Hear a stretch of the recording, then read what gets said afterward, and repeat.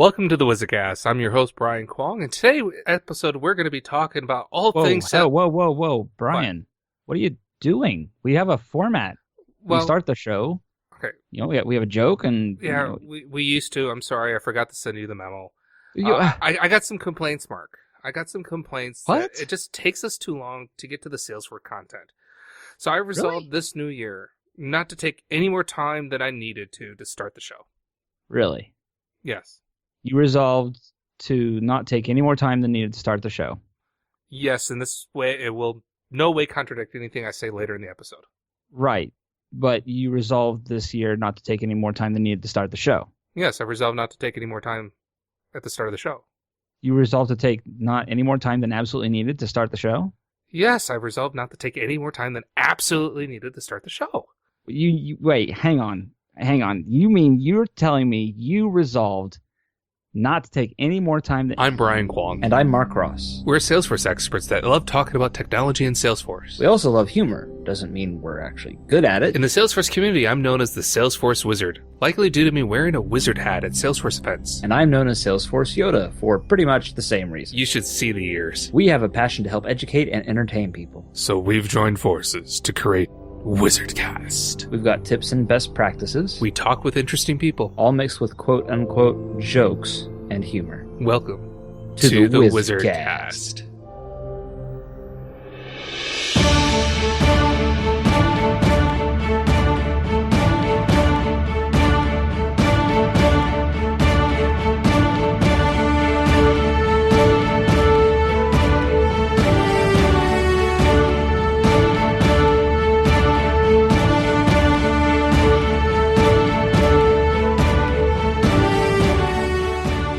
Happy New Year, Brian. Gung Hao Fat Choi, Happy New Year to you too, Mark.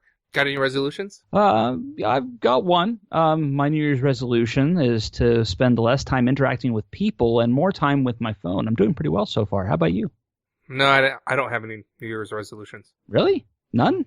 None. Not one. Not one? No? Why not? Well, I never keep my New Year's resolutions, so last year I resolved never to make New Year's resolutions anymore. So you're keeping that resolution? Yep. You don't see anything wrong with... Oh, no, okay. I got an What? idea. How about you resolve not to make any more fake sponsor spots on the podcast? Sure. Really? Yeah. Why not? Wow, that was easy. Listeners like you are important to the WizardCast. Yeah, you are. Thank you for listening. We are making this podcast for you to listen to, of course, yeah. It is with your support that we continue to create riveting content and bring you the stories that matter. This sounds familiar. Where are you going with this, Brian? This is the time of year where we like to remind our dear listeners that if you've enjoyed the WizardCast, it's time to give back. Oh, God, you're doing a pledge drive? Every donation helps, even a donation of $3, which can be sent to 16... Whoa, wait, you're going to ask our listeners directly for money? Well, look, I kind of have to. None of our sponsors' checks have come into the mail for all the spots we did last year, and I have bills to pay. Oh, Brian. Oh, dear, sweet Brian. So, Mark. But that's your transition? Look, it's the first episode of the year, and I don't want to blow our whole transition budget in the first episode. We have a transition budget? And it would be larger if we only met our pledge goals. Anyway, I did a Twitter poll asking our listeners who should be our next guest. Yes, you did. Okay, you gave them the options of A, Peter Coffey, B, the Vice President of Strategic Research for Salesforce, C, a Salesforce employee of 10 years, and D, all of the above. So what did people actually choose? Our listeners, by 82%, chose all of the above. Wow, 82. 82. That's a landslide. That's a pretty big popular vote margin. Yes. Who are we going to get that is all three of those things? No idea. To be honest, I was going to hope that it was going to be like 42%. And I kind of line up with the episode number. But, let's just go interview Peter Coffey. Okay. No, that sounds like a good deal. I'm fine with that. So, Mark, it's our 42nd episode, and we have a very special guest today. I know. It makes sense. Who better to get for your 42nd episode than Salesforce's answer to life, the universe, and everything? And he's actually celebrating his 10th anniversary with Salesforce. Whoa, 10th? I thought it was 15th. That's what I read. That's what I read on the internet. According to Well, that Wikipedia, internet thing, you got to be careful. I'm Yeah. pretty sure was it one? he Okay, created Salesforce back in the 1960s, if I remember right, correctly. exactly. It's a DARPA project. Yeah. So Yeah. we're very happy and proud to have Peter Coffey, the Vice President of Strategic Research at Salesforce, to join us today. So welcome, Peter. Thank you again for coming on to the podcast.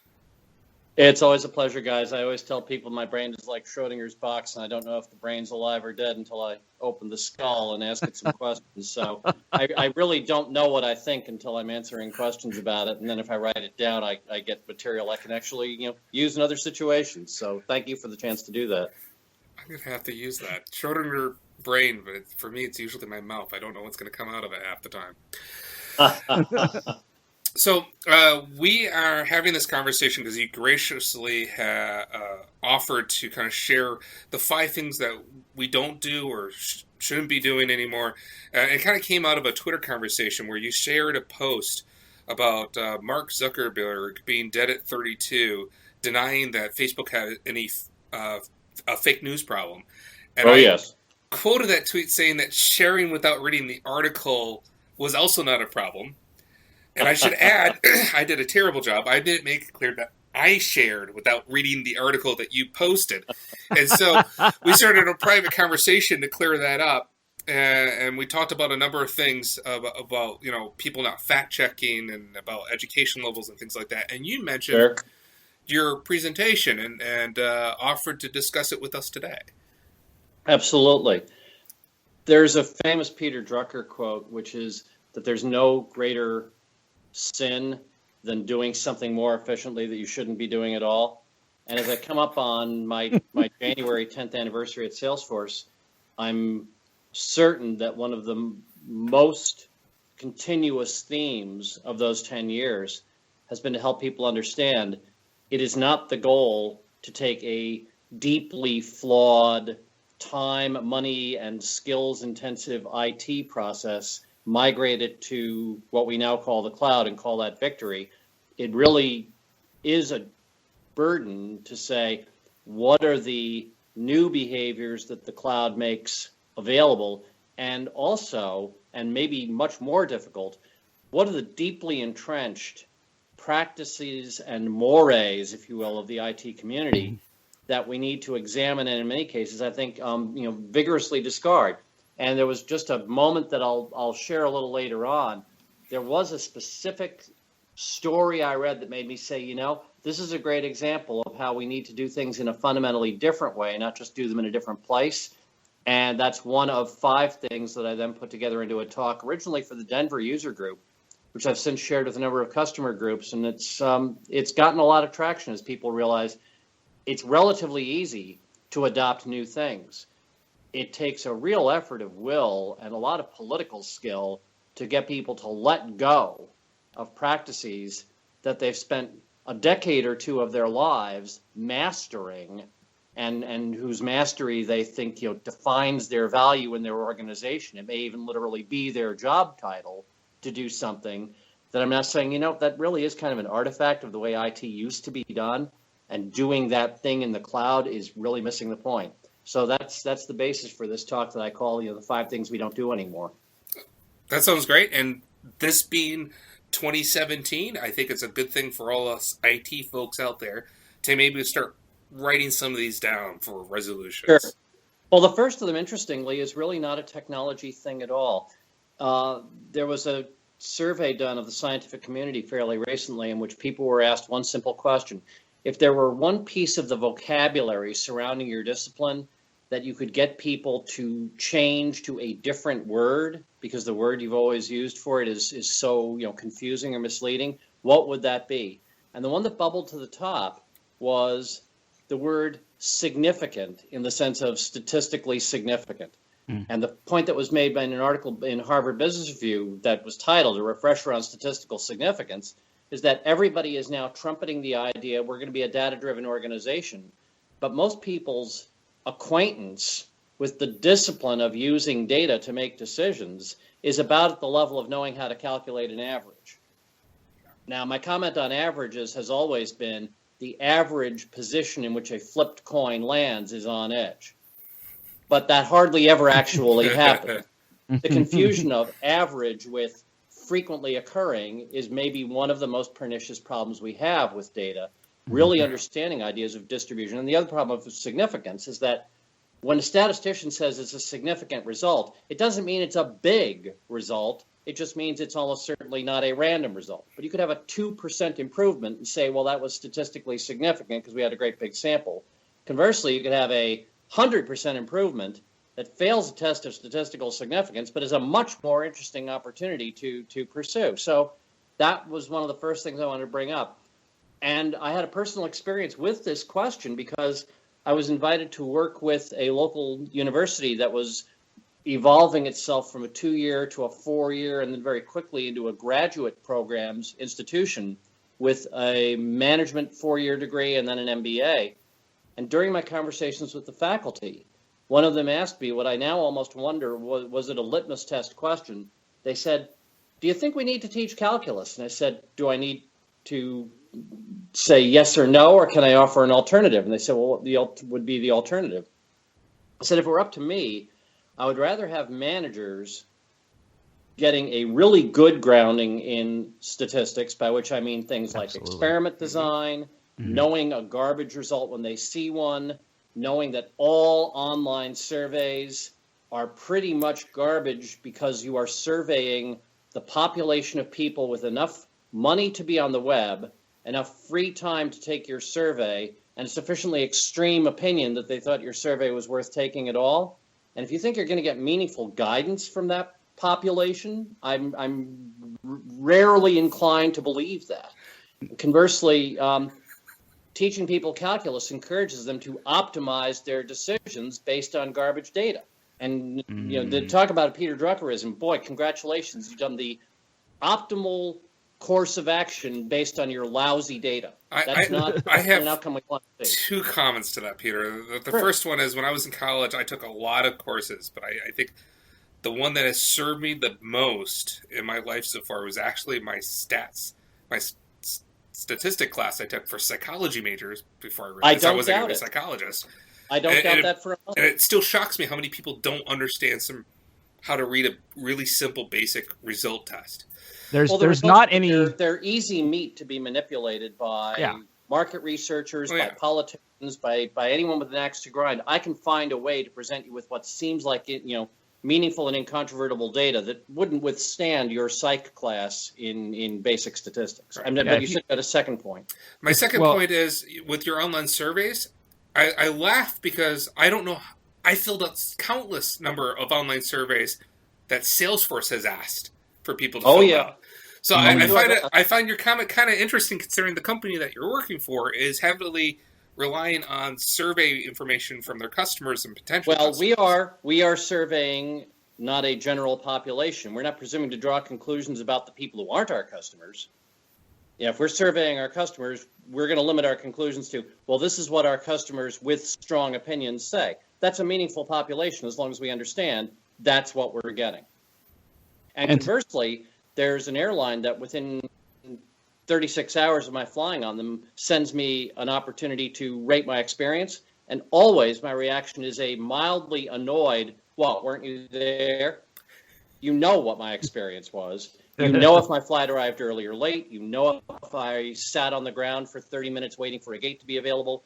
Today, the technology of something like Salesforce Marketing Cloud makes it completely feasible to send me an email saying, we hope you enjoyed your early arrival last night. Tell us how we could make the rest of the experience better. Or we apologize for your unconscionable delay in getting on a gate last night.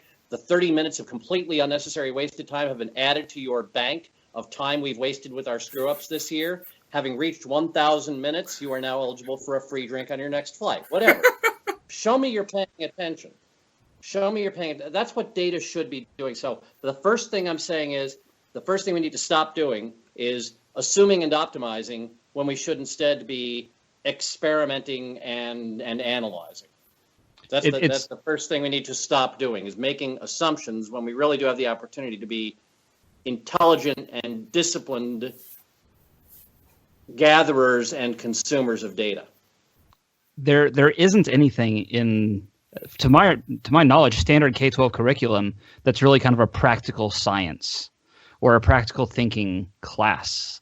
They don't really exist. The closest thing I ever had was something called life skills, where they taught us how to make goals, which Sure. was valuable in its own right. But there's no requirement. There's no curriculum. You're lucky if you have a teacher who happens to be maybe your conceptual physics teacher or something like that, who can, to people who maybe wouldn't ordinarily get a lot of science education, take the time out of their own personal efforts to try to teach these things, how to think, Well, my how to fifth look. grade teacher, may she rest in peace, was regarded as mildly eccentric for insisting that all of her students learn the difference between a mean, a median, and a mode in a data set.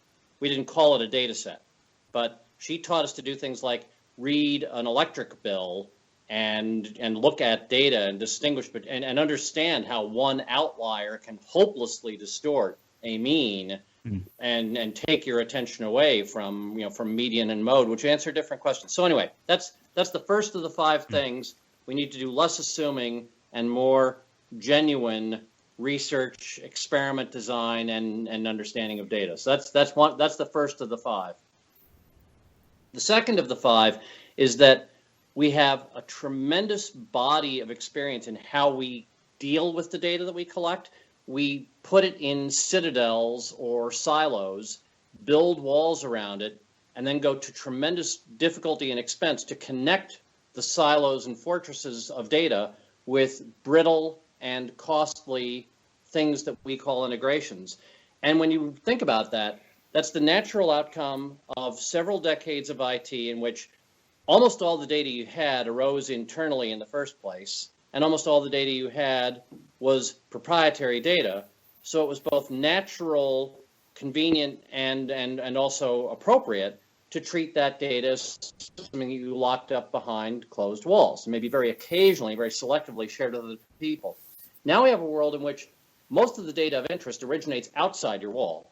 Most of the processes of interest involve a significant degree of operating on shared truth with other parties. A great example was offered in the area of automobile manufacture, where the parts come together in a factory, the resulting automobile is shipped to a distributor, sent to a dealer, becomes the property of an owner-driver, and over the course of its life may be the property of several other owners and drivers. And every time that it moves from one place to another, we have to construct a new bridge to say, oh yeah, this is the same car we were talking about before. You may know what I'm leading up to, which is that the architecture of things that are called, in general, distributed ledgers, and in specifically the particular version of the distributed ledger called blockchain technology, really needs to stop being regarded as some kind of radical fringe thing used to do, hipster coffee purchasing with Bitcoin, and really become a new default model for how we deal with data, as witness the fact that little operations like IBM are treating blockchain as a major new foundation for business process services. And the consortia of the largest multinational banks are finding that they can take 3-day settlement periods for financial and securities transactions and cut those down to about 20 seconds, because now you're operating on a shared truth instead of trying to stitch together fragmented truth. So that's the second one. We need to do less building of bridges and more construction of chains of shared truth that begin where today we go to a lot of trouble eventually to sort of wind up. And integrations are huge. There was a question on the MVP, one of the MVP chat channels, as somebody said, what would you guys say is the percentage as partners, as people who work with clients, the percentage of clients that want to do some kind of integration? And the immediate response back was, oh, I don't know, 100%? Yeah, 100 minus trace contaminants, right. Yeah. There's 100 minus the people who haven't yet realized they need to do it. Right. Yeah. And that is today a major value add for Salesforce partners, is to understand the necessity and the discipline of integration, but in the long run, constructing processes that are based on a foundation that begins where you eventually wanted to wind up being. Well, eventually that's just going to be better for everybody. So that's the second of the share of the things we need to stop doing. We need to stop being so good at walling off our data in separate fortresses and then spending a lot of money to create holes through the walls that allow certain data to flow across them. The third thing, and this is going to be very controversial, we need to stop telling people they need to learn to code. Right now it is very, very sexy to say, everybody go learn to code. You've got Coder Dojo, you've got, Hour of Code, you've got Girls Who Code. At this point, teaching people coding is like teaching them abacus skills. It's been a necessary thing to learn to do to get the technology to do good stuff. But at this point, having a disposition toward writing code to do something instead of going out and finding an API or finding a service you can configure and knit together to do what you want to do, writing code is in many ways trapping yourself in a maintenance burden that never goes away. And the conversation I have most often with our partners these days is, my customer wants something that I know if I can get them to wait for the September release will be a platform behavior that I'll never need to maintain for them again at their expense. But it's also perfectly true that I could write 100 lines of Apex code right now and give it to them now, but then it'll have to be maintained indefinitely or at some point migrated to the native platform behavior. Now, when your upgrade cycle is 3 years, the way enterprise software has always been, doing it now instead of waiting 3 years, well, that's an easier decision. Waiting till September, tougher conversation to have. Mm-hmm. And yet, the point that I've made is that coding today is like driving 100 years ago. It used to be the skill of driving was esoteric. Wealthy people had people who were their drivers who also had to be mechanics. Does this sound a lot like the way we think about having, the kind of people who can write code today? Yeah. But the point I've made is that there are people who are long-haul truck drivers. They're craftspeople. They're professionally certified. They've got all sorts of skills, maybe some significant capital investment. The average long-haul truck driver makes about $90,000 a year, and that's a pretty decent job. Mm-hmm. Now, at the top end of the range of people who do driving for a living, well, that would be Formula One drivers who make about $30 million a year. Mm-hmm. Not a whole lot of them. The reason I make that comparison, though, is that Barry Bem, when he wrote Software Engineering Economics, I think that was back in the 1980s, observed that the discipline of coding has the greatest range of skill between someone who can merely make a living at it and someone who's an absolute rock star at it of any craft ever developed by human beings. If you look at the difference in the 100-meter time of an Olympic gold medalist and a guy or a gal who did not medal, it's tiny fractions of a second. And if you look at the difference between an Olympic gold medalist and a high school track star, it's still a very tiny percentage of performance. But we all know there are 10x, there are 100x coders who can see the right angle, who can craft something in 3 lines that does what anyone else would need 100 crappy, slow lines to do. And the relationship between a Formula One driver and a long-haul driver is in my mind, very much analogous to that. There is that kind of range of ability. But the bottom tail of the bell curve of people who do driving for a living is, of course, today the Uber driver, who averages about $30,000 a year. And today, my concern is that the gotta learn to code, gotta learn to code, gotta learn to code ethos is going to create a great big pool of Uber drivers. It's not going to create a great big pool. Yes, it is. It's not going to create a great big pool of F1 drivers. And ultimately, the Uber drivers are going to be replaced by robots. And in fact, Evans Data Research, the only market research firm I know that exclusively focuses on the developer community, when it asked developers recently what did they see as the single biggest threat to their professional livelihood, the 3 things they came up with were in this order. I'm going to do this like Miss America. The second runner-up was premature commitment to a platform that goes nowhere. An example would be, say, something like Microsoft Silverlight, which they were encouraged to master and which vanished almost before it could ever actually turn into anything commercially important.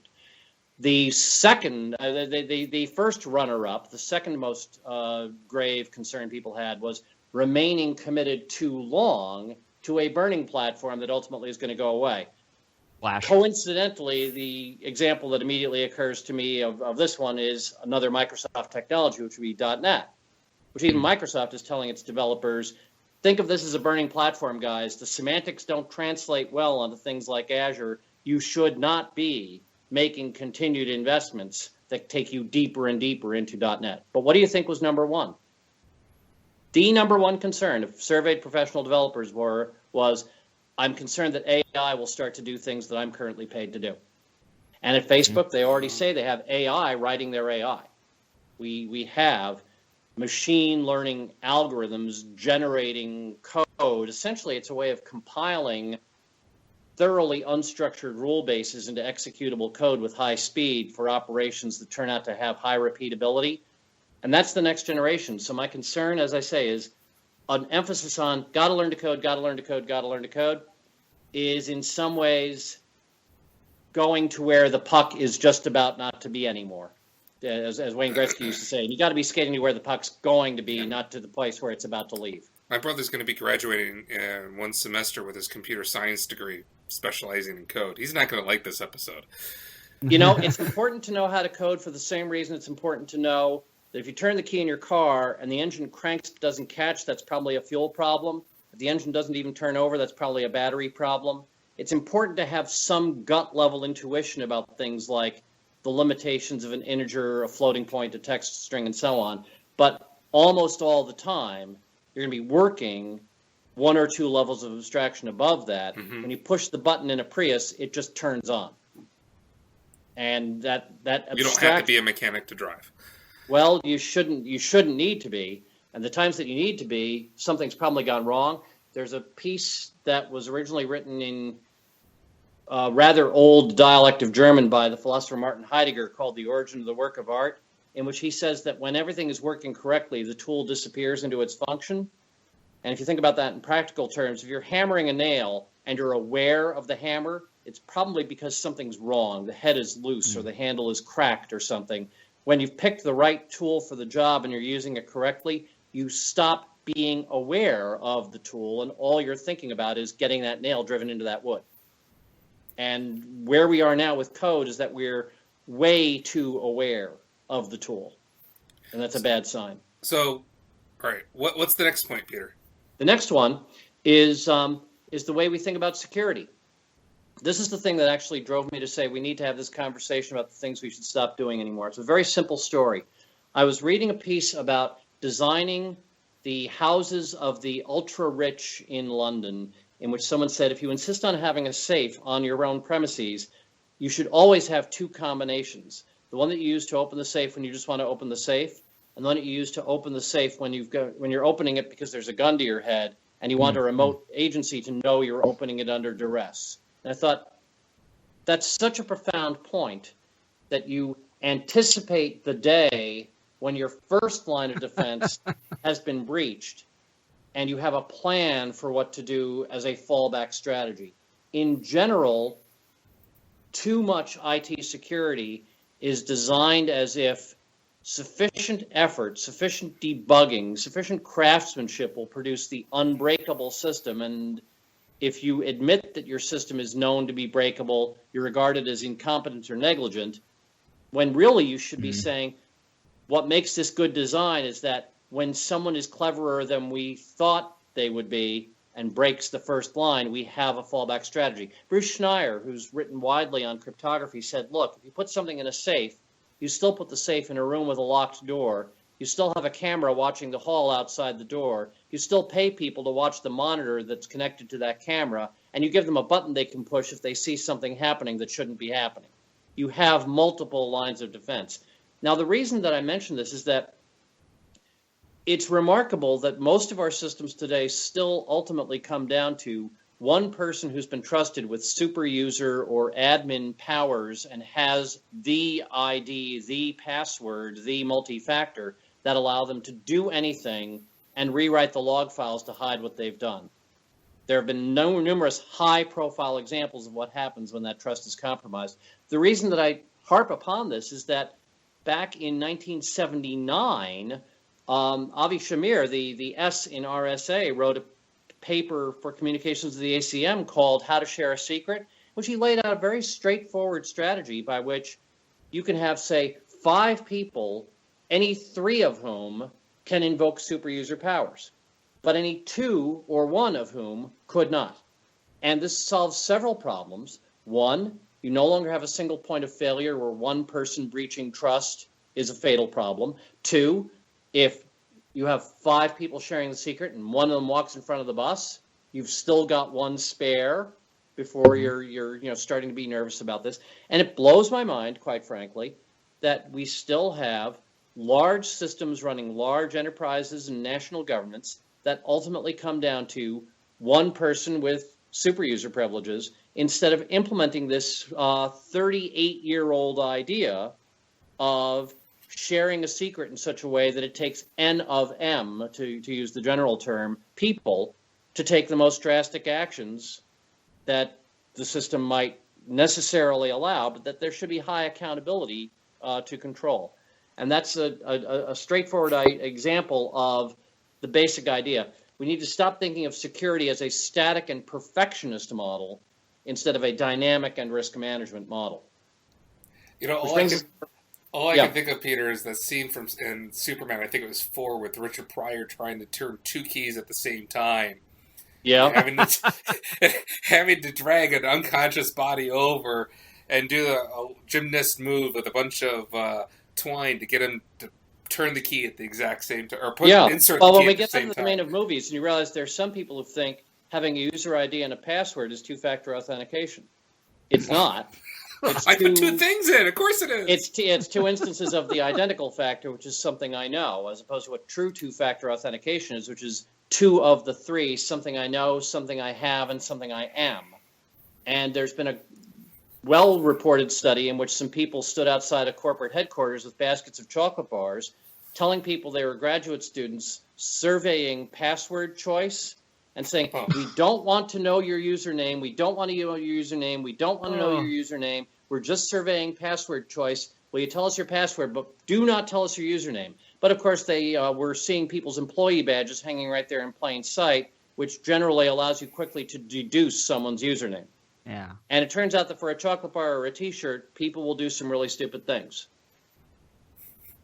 And that brings us to the 5th thing. The 5th thing that we need to stop doing is estimating and extrapolating when we should be measuring and modeling. Peter Sondergaard at Gartner said this at Symposium order of a year ago. He said, the future of market research is not asking your customer what would they like you to do more of. It's measuring the whole population and finding from those measurements what they seem to be attempting to do that you're not helping them do.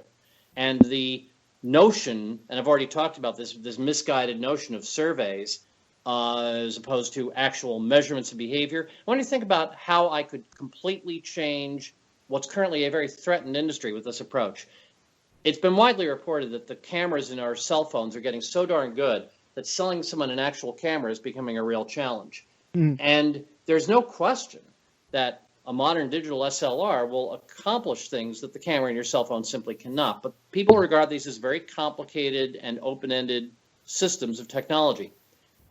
If when I bought my new camera body, I had the chance to sign up for a value-added service for $25 a year called, Platinum Photo Concierge or something, which measures metadata every time I take a picture. And once a month says, gee, it looks like you're trying to take a lot of pictures lately of relatively fast-moving things in very low light. Now, we don't actually know if you're shooting nighttime sports or pornography, but that's really not our concern. What we would like to know is if you're interested in any of these photo accessories that are particularly suited to the shooting of moving subjects in low light. You've seen photo catalogs. They're an inch thick. 99+% of the stuff in there is completely irrelevant to what you want to do. The 1% that is curated, selected, and recommended to you based on what the metadata says you seem to be trying to take pictures of lately, you would probably buy that. You would pay them to narrow down your choices to things that are actually relevant. So, and at that point, but if it identified stops being an object, it becomes your connection with a network of expertise and advice that helps you get better results. So theoretically, if you're actually doing a lot of amateur photography, wink, wink, nudge, nudge, then it would actually sell you porn? That would be the next step. It can identify what you like. I suppose the next step would be, of the several kinds of thing you might be trying to photograph, here are 3 options. Would you be interested in some pre-developed comment for it? I hadn't actually thought of taking it that far, but I admire your initiative on that. We got a new platform to sell, Mark. Yeah, I was still just thinking about helping people take better pictures. But I own a digital SLR. Rather than taking your own. And I would totally pay for something that would go through. That's the next generation of making it a services ecosystem. What can I tell you? I would totally pay for a service that would go through and say, hey, based on the pictures you're taking, we think maybe your settings are wrong or something like that.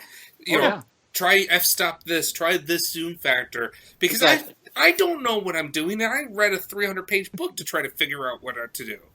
And the idea that with something like Amazon Mechanical Turk, we can take, photography students, let them earn a little money on the side by reviewing these metadata profiles, get back to people and say, hey, looks like you're trying to do this. Have you ever tried this gimmick? People would pay you for that, and it would add value to what's currently a challenged class of technology, which is the dedicated camera. Oh, and I would stay with that company. Yes, I wouldn't buy another brand. Because this is like the Fitbit phenomenon or the eBay phenomenon. Once you've developed a repository of data with a provider like eBay with your reputation or like Fitbit with your historical data, now getting your business merely by offering a better widget for less money becomes a much more difficult thing to do. So brand loyalty becomes really a matter of the investment in that data. So that's the 4th thing. And that was the 5th thing. Estimation and extrapolation needs to be replaced with measurement and modeling. The final point that I generally make in these conversations is this. Kevin Kelly at Wired talked about his frustration with people who say, gosh, I wish I'd been around at the ground floor of the internet when all the really cool stuff was being invented. Now we're just at the point where we're talking about the piano black exterior on the new iPhone and all of the really important stuff is done. And his comment was, you really don't have a clue, do you? 30 years from now, people are going to be saying, gosh, remember the mid-2010s? Hardly anything had any intelligence in it. Hardly anything had any sensors in it. The Wi-Fi was only a few megabits per second, not the gigabytes per second we're going to get at the next generation 60 gigahertz band stuff. Boy, I wish I'd been around in the mid-2010s when things were just getting started. Because the stuff we're going to have 30 years from now, most of it hasn't been invented yet. Try to remember the iPhone's 10th anniversary is only yet to come up sometime around April. And look at how much that's changed things. And try to remember if you ever handled a 1984 Macintosh, when you could practically count the bits going back and forth between that plastic-shelled floppy disk and that 8 megahertz CPU, and you could practically watch the pixels being painted on the screen. And even so, in 1984, that was magic. Hey, my first computer, it had a green monitor, a green text monitor. Apple IIe. No, mine was an IBM, and it was a gigantic thing. It ran, and I think that one actually had a cassette tape, and not just a floppy. Oh yeah, I've seen those too. But the caveat on all this, in the same way that we worry about people not understanding statistical significance, if we're going to give more power to algorithms to give commands to robots to get stuff done, we really need to work much harder on data quality. Today, we still implicitly rely on a person to say, that just doesn't look right. We need to build AI that's smart enough to know when it doesn't look right and say to the person monitoring the system, would you please take a look at this? I'm not confident I can make a good choice here. Peter Schwartz at Salesforce said, your job is not at risk because a robot will replace you. It's at risk because a person using a robot will replace you. And that synthesis of what people do well and what machines do well is very much in the vein of what people like Eric Grinrilson and Annie McAfee at MIT are talking about when they talk about the second machine age. It must be viewed as a fusion of people with machines, not a replacement of people by machines, for 2 reasons. One, technically the machines just aren't ready to do it. Someone said the other day that, I think it actually was Mark Zuckerberg, who said that within 5 to 10 years, we will have machines that can do better than we can in any given one of our 5 senses. It doesn't mean we'll understand learning yet. And the use of the machines to augment and complement human talent instead of to replace it is the sensibility that has to drive a lot of this. But the idea of building data quality into the platform, again, this is a Salesforce thing. When we bought Jigsaw and then combined that with Dun & Bradstreet and made the Data.com offering out of that, I think we became the first and are really still the only application platform that treats data quality as a platform service. Everyone else treats it as an aftermarket thing that you go by and have done in the back room. We actually brought data quality maintenance to the point of use, and that remains, I think, a unique property of the Salesforce platform. Well, I look forward to the cyborg workforce. We have it. Part machine. You're a cyborg right now. The minute you make a to-do list, you're a cyborg. You're using technology to complement your limited talents of memory and retention. Now think about all the technologies you use all the time that allow you to be more consistent in your use of best practices, more immediate in your recognition of need to take action, and so on. I actually wrote a blog post many years ago titled "We're All Cyborgs Now." The understanding that people complemented by technology are far more rapidly onboarded in a company and remain productive at a far later age than they used to be able to do. Those are both real keys if you look at the changing demographics of the workforce. So I said at the very beginning, there's a great Peter Drucker quote about you shouldn't be doing with great efficiency something you should not be done at all. There are two other key Drucker quotes that I usually conclude with. One, if you want something new, you have to stop doing something old.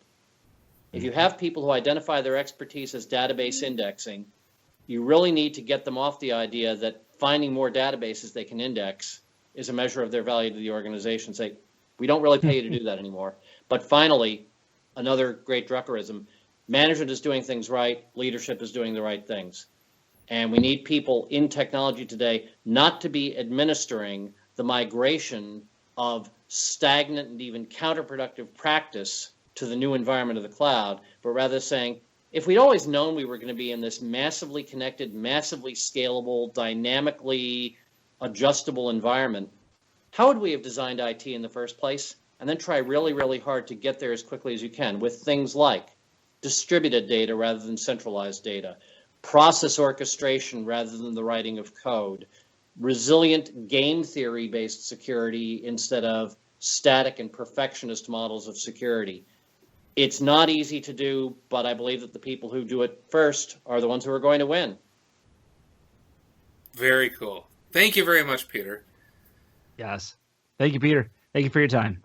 Always a pleasure, and have a great 2017, gentlemen, and everybody listening. Well, you really did give us all of the above. Yeah, I know. What are the odds? You would think we did that interview and found those things out before I posted the Twitter poll or wrote this rest of the script. Brian, why are you making that face? I'm giving you one of those knowing looks. You know, the ones that imply that I did exactly what I just said we didn't do? Okay, one, I'm feeling creeped out. Two, this is a podcast, Brian. It's an auditory format. You can't do a knowing look for people in the home. They don't know what you're doing. Yeah, they do if you write silly banter about it into the script. Touché. Do the outro, please. WizardCast is produced by Brian Kwong and Mark Ross, directed by Brian Kwong and Mark Ross, technical administration by Brian Kwong and Mark Ross, script writing by Brian Kwong and Mark Ross, audio editing by Brian Kwong and Mark Ross, website maintenance by Brian Kwong and Mark Ross, no more jokes by Brian Kwong, and our intern this episode was the Cyborg Workforce. Send us your interview suggestions, jokes, videos, tips, and feedback to wizardcast@thewizardnews.com, or head over to thewizardnews.com and click Contact WizardCast. Don't forget to subscribe to the WizardCast and receive our next episode automatically. And if you listen to us on iTunes, please leave a review. It helps other people find the podcast and helps us out a lot. Once again, I'm Brian. And I can't remember what I was going to say in this slot. I had something picked out from our interview. It was something related to all the stuff we were talking about, and I can't remember what it was. If only you put it in the script. I know. Thanks for listening.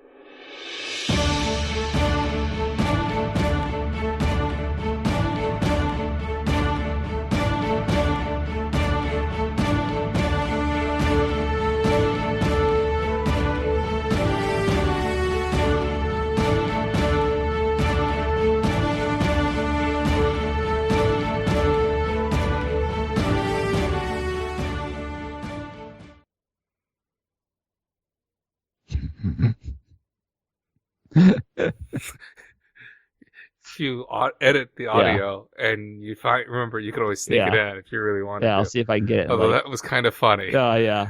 That might stand on its own.